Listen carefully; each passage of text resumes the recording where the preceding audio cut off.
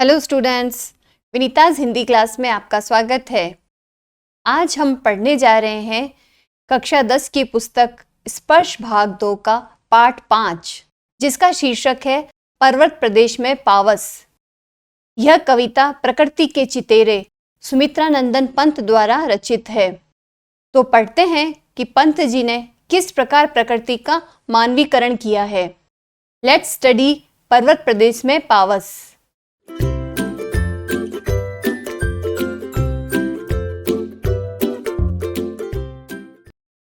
सबसे पहले हम इस कविता के कवि सुमित्रानंदन पंत का जीवन परिचय पढ़ते हैं। तो इनका वैसे नाम सुमित्रानंदन पंत था। बचपन में इनका नाम गुसाई दत्त था, परंतु यह लक्ष्मण जी के किरदार से अत्यंत प्रभावित थे, तो इन्होंने लक्ष्मण जी के नाम पर यानी कि सुमित्रानंदन उसके नाम पर अपना नाम रख लिया था। इनका जन्म स्थान उत्तराखंड के कौसानी अल्मोड़ा में है। इनका जन्म 20 मई 1900 को हुआ था और मृत्यु 28 दिसंबर 1977 को हुई थी।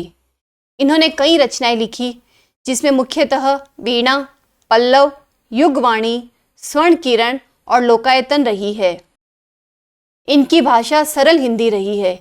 इनकी काव्य पाठों में भाषा अत्यधिक सरल है, जो मात्र पढ़ने से ही समझ आ जाती है।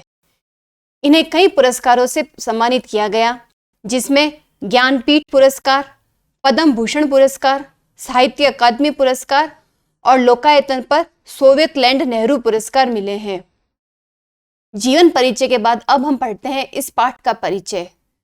तो इस कविता में, जिसका शीर्षक है पर्वत प्रदेश में पावस, रोमांच और प्रकृति के सुंदर वर्णन से यह भरी हुई है। इससे आपकी आंखों और मन दोनों को अत्यंत आनंद आएगा।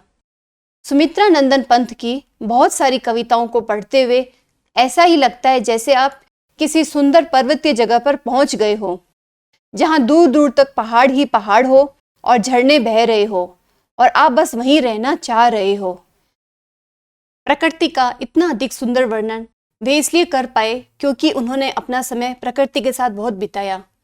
जन्म के कुछ ही घंटों बाद उनकी माँ का देहावसान हो गया था, अतः उन्होंने प्रकृति को ही अपनी माँ माना और अपना समय उसी के साथ बिताया। इसीलिए उन्होंने झरनों को, पहाड़ों को बहुत करीब से देखा है। तो अब आगे पढ़ते हैं इस कविता के बारे में विस्तार से। कविता का शीर्षक पर्वत प्रदेश में पावस। तो यहाँ पावस से आशय है वर्षा ऋतु और पर्वत प्रदेश यानी कि पर्वतीय क्षेत्र। तो पहली शुरुआती पंक्तियां हैं इसकी। पावस ऋतु थी पर्वत प्रदेश, पल पल परिवर्तित प्रकृति वेश। तो इन पंक्तियों में कवि ने वर्षा ऋतु का सुंदर वर्णन किया है। आपकी परीक्षा में सब प्रसंग व्याख्या पूछी जाएगी, तो आप सब प्रसंग व्याख्या इस तरह से करेंगे कि पहले आपको पंक्तियों में लिखना है कि प्रस्तुत पद्यांश हमारी पाठ्य पुस्तक से लिया गया है, जिसके कवि सुमित्रानंदन पंत है।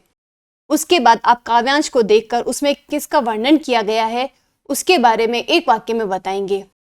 जैसे यहाँ पर आप लिखेंगे कि इन पंक्तियों में कवि सुमित्रानंदन पंत ने वर्षा ऋतु का अत्यधिक सुंदर वर्णन किया है। तो यहाँ कवि कहते हैं कि पर्वतीय क्षेत्र में वर्षा ऋतु का प्रवेश हो गया है। चूंकि वो पर्वत प्रदेश है, ये तो समझ आता है कि संपूर्ण प्रदेश पर्वतों से घिरा हुआ है।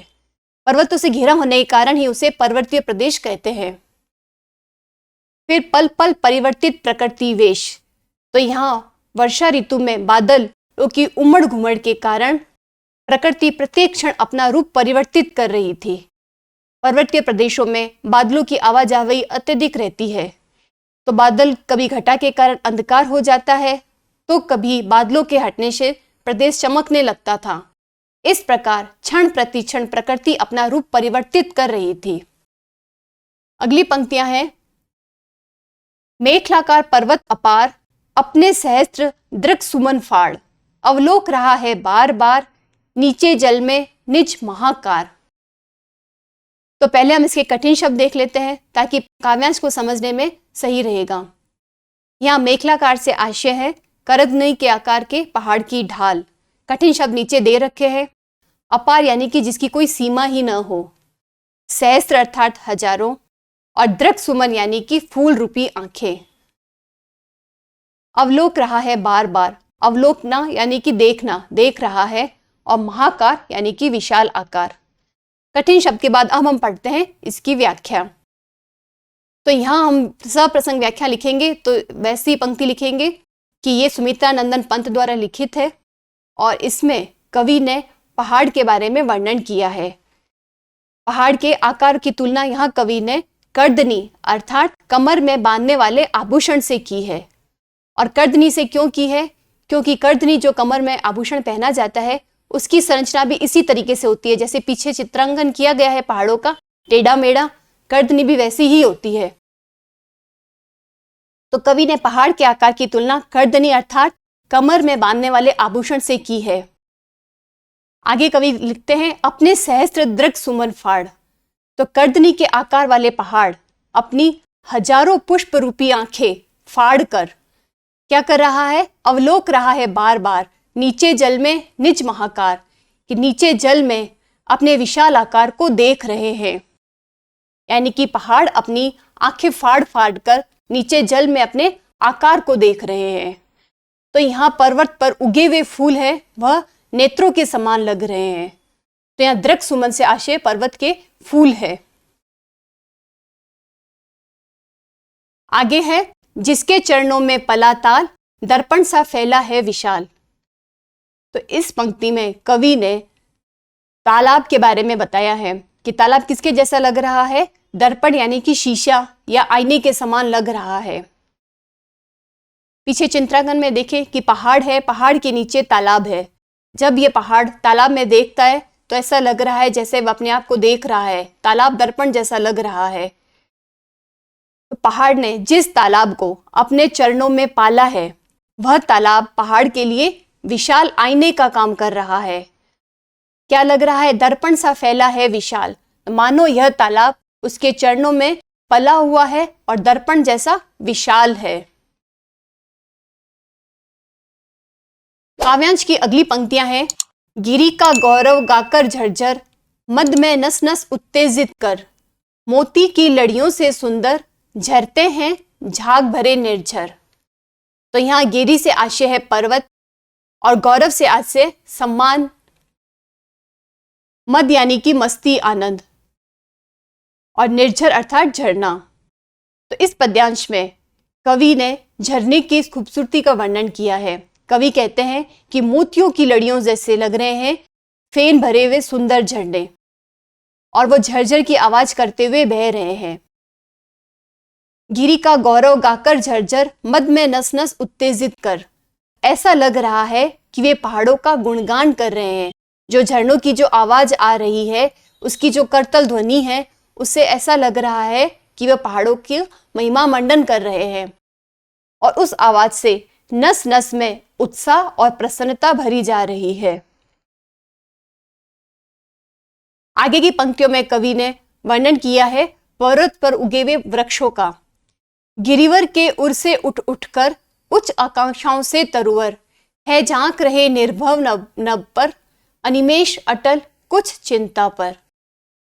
यहाँ उर से आशय है हृदय और गिरिवर यानी कि पर्वत, तरुवर अर्थात पेड़, नीरव नभ, नीरव से आशय है शांत, और नभ यानी कि आकाश।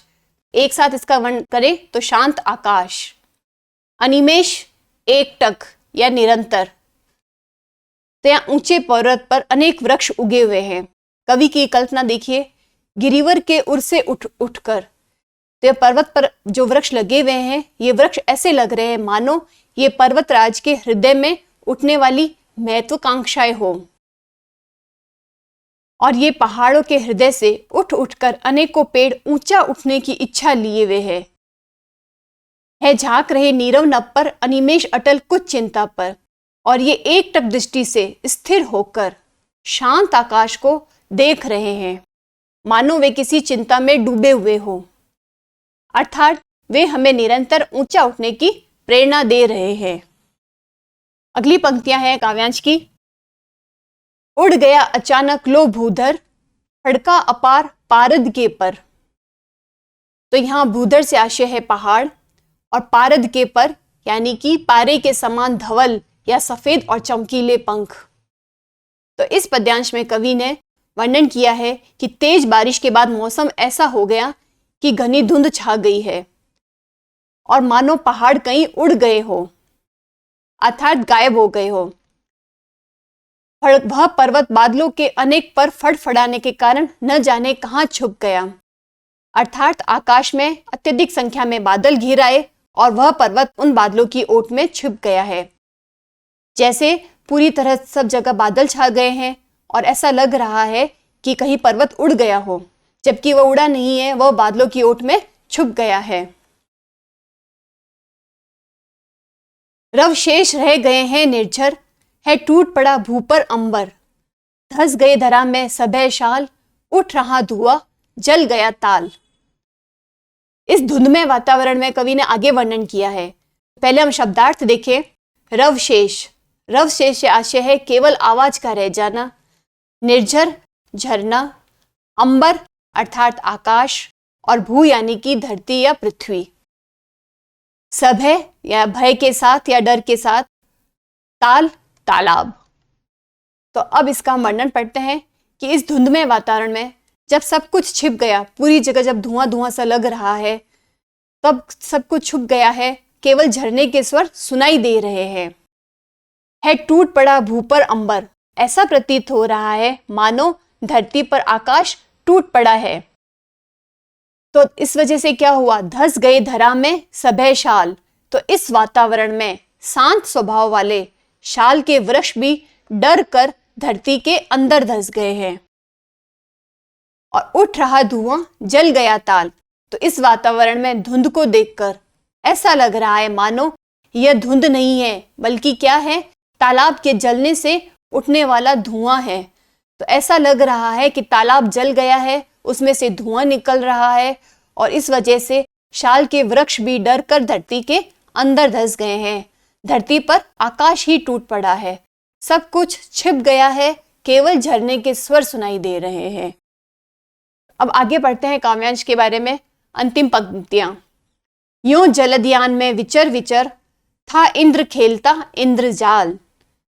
यहां जलद से आशय है बादल और यान अर्थात विमान। तो जलद यान का आशय होगा बादल रूपी विमान। विचर घूमना और इंद्रजाल अर्थात जादूगरी।